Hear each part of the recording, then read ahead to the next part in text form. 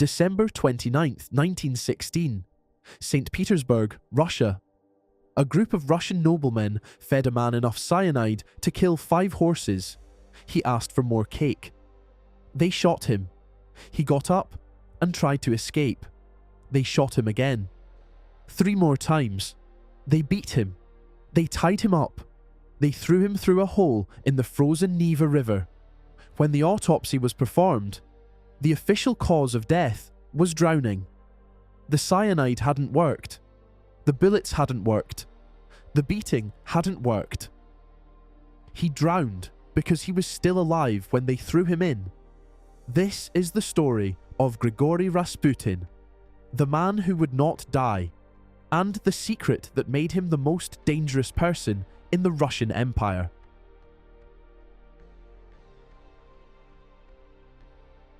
To understand why Rasputin had to die, you need to understand where he came from, and why no one like him had ever reached the heights he did. 1869. A tiny village called Pokrovskoye in western Siberia. No running water, no electricity. Dirt roads, freezing 9 months a year. Grigori Yefimovich Rasputin was born to a peasant family. He had almost no formal education. He could barely read. In a country where your birth determined your entire life, he was born at the very bottom. But from childhood, people noticed something different about him. A strange intensity in his pale grey eyes, an ability to calm animals and people with a touch. Neighbours said he could predict weather, find lost objects, read minds. Was it real? We'll come back to that. As a young man, Rasputin underwent what he described as a religious vision. The Virgin Mary appeared to him in a field. He walked away from his farm and spent months wandering through monasteries across Russia and eventually making a pilgrimage to Jerusalem on foot. When he returned to Siberia, he was transformed. He had developed a philosophy that was equal parts Christianity and pure, unapologetic chaos. The path to God runs through sin. You must fall, and repent, and fall again. The deeper you sin, the more profoundly you can be saved. This theology was extremely convenient for a man with an enormous appetite for wine and women. But it was also, somehow, genuinely compelling. People came from miles around to hear him speak. And then, word reached Saint Petersburg. 1903. Saint Petersburg, one of the most glamorous cities in the world.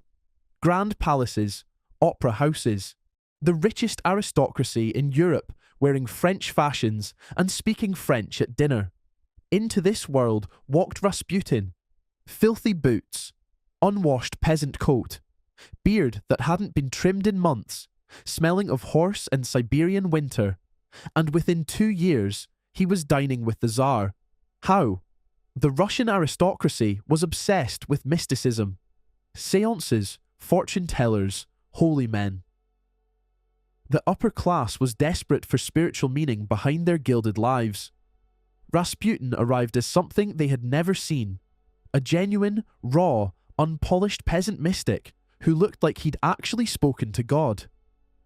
He moved through drawing rooms like a hurricane. Women in particular were electrified by him.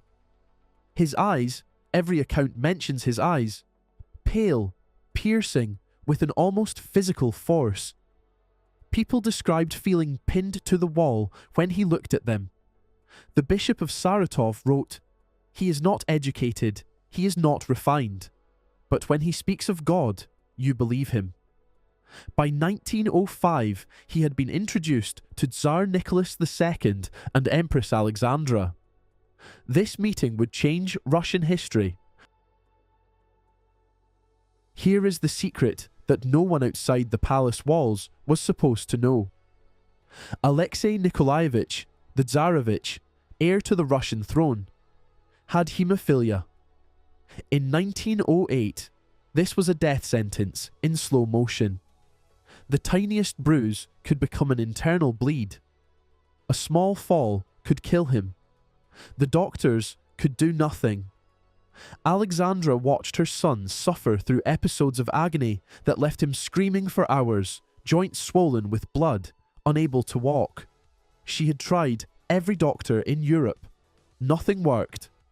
In 1908, during one of the worst episodes, Alexei was bleeding internally and losing consciousness. The doctors said there was nothing more they could do. Alexandra sent for Rasputin. He arrived. He sat with the boy. He spoke quietly to him. For perhaps 20 minutes, he prayed. The bleeding stopped. No one has ever fully explained this. The most credible scientific hypothesis today is that Rasputin's ability to calm Alexei, reducing fear and therefore lowering blood pressure and heart rate, physically slowed the bleeding. His hypnotic voice was the medicine no doctor had. But what Alexandra experienced was a miracle. From that moment, Rasputin was untouchable. He was the man God had sent to save her son. Any minister, any general, any nobleman who moved against Rasputin was an enemy of the boy who would be Tsar, and Rasputin understood exactly what he had. By 1910, Rasputin had an arrangement unlike anything in Russian history. He had no official title, no government position. He was technically still a Siberian peasant, but he had a direct telephone line to the Empress. Ministers were appointed and dismissed based on his word. Generals received their orders from Alexandra, who received her advice from Rasputin. His apartment in Saint Petersburg became a second court. Hundreds of petitioners lined up every morning. Aristocrats, officers, businessmen, waiting to slip Rasputin a note or a bribe in exchange for a word with the palace. He was making enormous amounts of money. He was drinking enormous amounts of wine. He was sleeping with enormous numbers of women, from peasant girls to noble women who believed the act was spiritually transformative. His enemies, and he had many, began leaking stories to the press. The newspapers published what they could within censorship limits. The cartoons were explicit. The rumours were worse. People were saying that Alexandra and Rasputin were lovers. There is no credible evidence this was true, but people were saying it. And in a country already suffering food shortages and a disastrous war, the idea that a dirty Siberian peasant was controlling the Empress and laughing at them all was becoming explosive. World War I made everything worse. 1914. Nicholas II takes Russia into the First World War. By 1915, Russian casualties are staggering. Over 1 million dead in the first year. Nicholas makes a decision that historians still debate. He leaves the palace and goes to personally command the army at the front. This means Alexandra, guided by Rasputin, is effectively running the country. Ministers last weeks before being dismissed on Rasputin's recommendation. He was appointing men based on whether they showed him sufficient respect, not whether they were capable. One prime minister was appointed because he was willing to kneel before Rasputin and kiss his hand. Military decisions were being influenced by a man who had never served a single day in uniform. The economy was collapsing. Food wasn't reaching the cities. Soldiers were dying without rifles. Literally without rifles, ordered to pick them up from fallen comrades. The trains were breaking down, and in the salons of Saint Petersburg, the aristocracy was holding balls and drinking champagne while whispering about the peasant who had hypnotized the Empress and was destroying Russia. Something had to be done. A conspiracy began to form. Felix Yusupov was 29 years old, arguably the wealthiest man in Russia, and married to the Tsar's niece.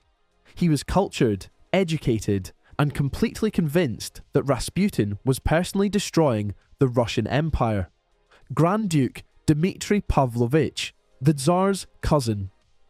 Vladimir Purishkevich, a right-wing member of the Duma who had publicly screamed that Rasputin must be removed. And possibly, according to some historians, British intelligence MI6 agents who believed Rasputin was pushing Russia toward a separate peace with Germany, which would have been catastrophic for Britain. Their plan was not subtle. Invite Rasputin to Yusupov's palace, feed him poisoned cakes and wine, dispose of the body in the frozen Neva River. Simple, efficient. Except they had not accounted for one thing: Rasputin was not a normal man. December 29th, 1916. Yusupov's palace on the Moika River. Midnight. Rasputin arrives, lured by the promise of meeting Yusupov's beautiful wife. He is brought to the basement, a specially prepared room with wine and cakes already laid out. The wine and cakes contain enough potassium cyanide to kill several men. Rasputin eats the cakes. He drinks the wine. He asks for more wine. Nothing happens. Yusupov goes upstairs to consult with his conspirators in a rising panic. They wait. 2 hours pass. They can hear Rasputin downstairs, singing to himself, pouring another glass. Yusupov goes back down with a revolver. He shoots Rasputin in the chest at close range. Rasputin collapses. They check. No pulse. They turn off the light and go upstairs to celebrate. Then Purishkevich hears something. A sound from downstairs. He looks down the hallway. Rasputin is crawling up the stairs. His eyes are open. He grabs Yusupov by the shoulders and says, "Felix, Felix, you bad boy." Then he runs into the courtyard, towards the gate, in the snow, still alive. Purishkevich runs after him and fires 4 shots. 2 miss, 2 hit, 1 in the back, 1 in the head. Rasputin falls. They bind him. They beat him. They wrap him in a curtain, drive to the Neva River, and push him through a hole in the ice. When the body was recovered 3 days later, his hands, frozen solid, were raised above his head. The official forensic finding: he had tried to claw his way out from under the ice. The cause of death: drowning. He was alive when they threw him in. Modern forensic scientists and historians have spent decades trying to answer the one question that Rasputin's murder raises. How is this physically possible? The cyanide. The most credible explanation is that the cakes had been sitting out too long. The cyanide may have partially broken down, or the sugar in the cakes may have delayed absorption, but the amount described by the conspirators should still have been lethal. The mystery remains. The first gunshot.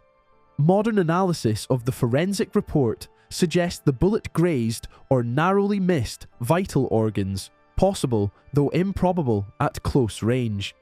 Surviving 2 more gunshot wounds while running, there is no clean explanation. The human body can survive extraordinary trauma for short periods on adrenaline. But surviving, running, then continuing to struggle after a head wound, this has no satisfying scientific answer. Then there is the question of the water, the raised hands.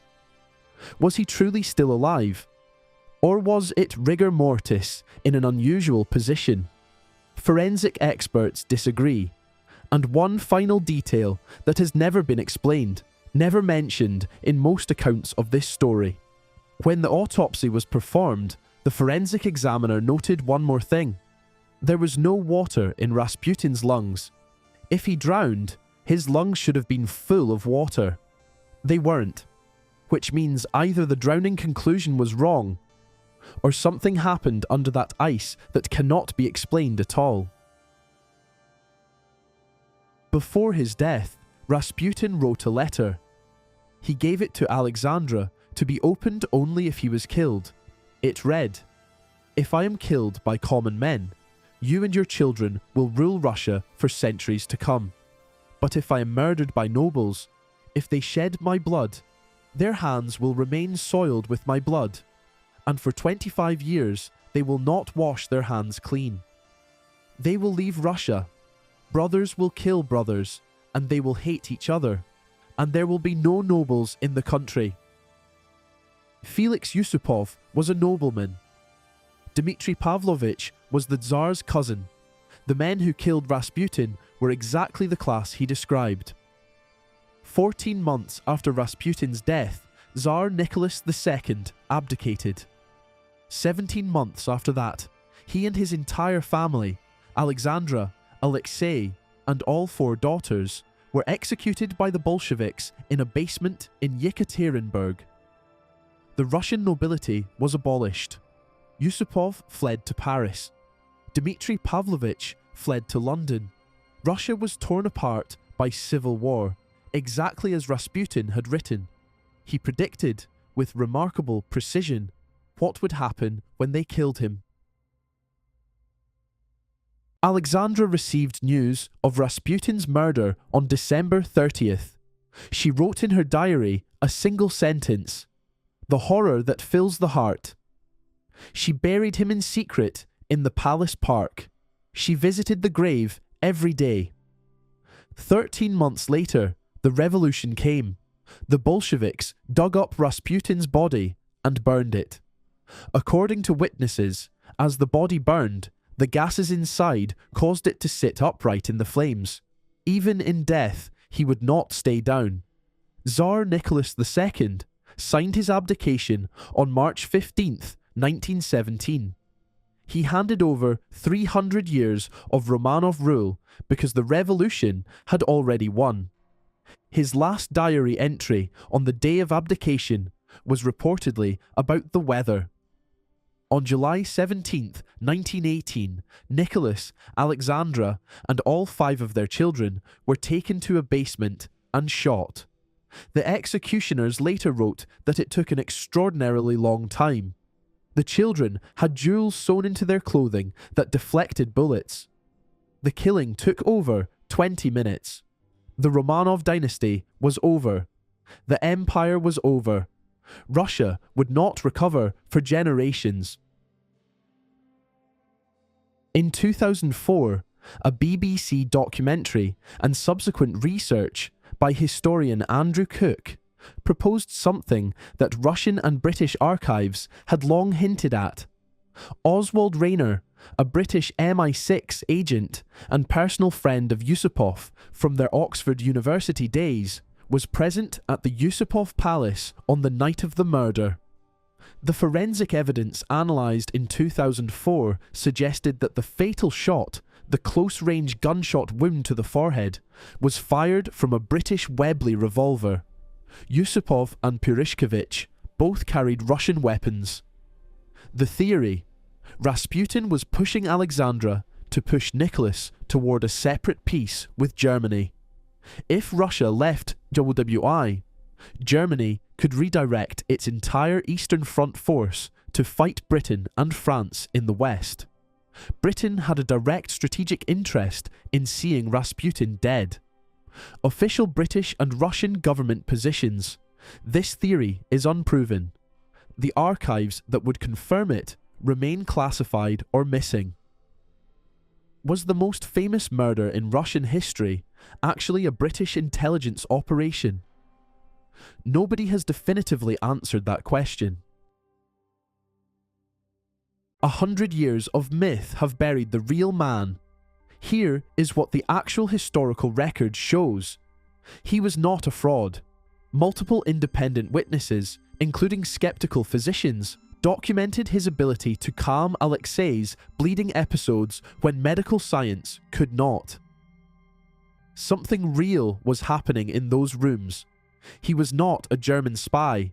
Russian intelligence ran extensive surveillance on him and found no evidence of German contact. He was not Alexandra's lover. The rumours were propaganda used by his enemies to destroy both of them politically. What he actually was: an extraordinarily perceptive, psychologically sophisticated peasant who understood power, who understood human vulnerability, who had a genuine and unexplained ability to influence physical states in people around him, and who used all of this ruthlessly in pursuit of his own appetites. He was not a saint. He was not a devil. He was something stranger than either. A Siberian peasant with no education, no money, and no connections walked into the most powerful empire in the world and ended it. Not intentionally, not through violence, but through whatever it was he had, that thing in his eyes, in his hands, in his voice, that made a desperate mother believe and kept him breathing through enough poison and bullets to kill a room full of men. The Romanov dynasty lasted 304 years. Rasputin was at the center of its collapse for barely 10. He was buried twice, burned once, dug up by revolutionaries, and he still, somehow, will not stay dead. Because every decade, new evidence emerges, new archives open, and the full truth of what he was remains just out of reach. If you think you know what Rasputin really was, leave it in the comments, because the historians haven't figured it out yet either. Subscribe for more stories that history tried to bury.